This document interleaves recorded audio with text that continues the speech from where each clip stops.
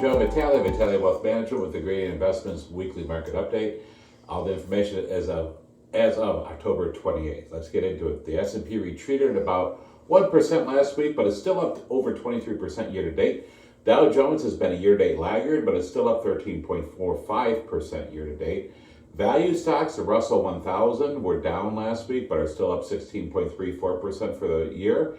And value stocks continue to trail growth stocks with the Russell 1000 growth, which is up 27% year to date.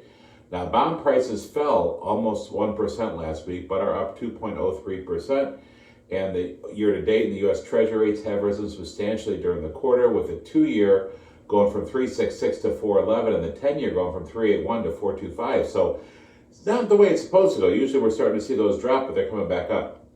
Now, let's talk about economic release. The unemployment report will be released this Friday. Last report provided some relief that jobs remain resilient, but investors will be looking for any changes in trends or significant revisions. They're always revising these reports. We think they're accurate, but I don't know why they can't ever get them right. Let's talk about the S&P earnings reports from companies are in high gear, with 37% of companies already reported, and another 169 companies slated to report this week. 75% of companies reporting have beaten their earnings estimates, and expected year-over-year growth for the quarter is now 3.6%. The S&P 500 earnings estimate for 2024 and 25 have been revised down recently, but at 15% estimate growth for 25. Our opinion remains that it is a bit overly optimistic, so we'll see how that goes. Let's talk about the precious metals portfolio. Reduced positions in gold and platinum and used proceeds to purchase palladium and increase holdings of silver. So we do have that precious metals portfolio. Also, stocks in the news, Coca-Cola, which is in our Core Select and G50 portfolio, reported results that beat expectations on sales and earnings. The company reported pricing growth of 10%, but a volume growth declined by 1%. The company expects more moderate pricing growth in 2025. Let's talk about Honeywell, which is in the G50 portfolio, reported results that beat on earnings but missed on revenue.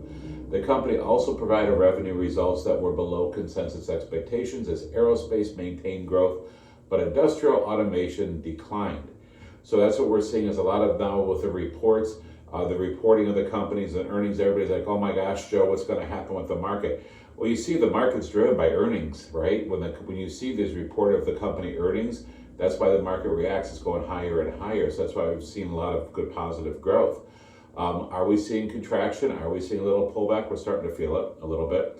What is the consensus? What's going to happen? I don't know. The election's coming right around the corner, so we're going to see what happens then. There's points to be made for both, but I can give you a little bit more insight one-on-one about that. But regardless of what's going to happen, remember this, we have to stay the course. We've seen the swings back and forth with elections. As long as we have a divided House and Senate, that's going to help, with the Congress. We need to make sure that we've got a little bit of gridlock. That way they can't just push any agenda they want to. So it's going to be very important as we move forward. So keep in touch. We'll look at that. Also, remember, good time right now for not already doing Roth conversions. I've been looking at a lot of files. We're doing a lot of Roth conversions right now, taking advantage of the low tax brackets we have right now, because we know that could change in 2026. So we need to be taking advantage of any tax breaks we possibly can.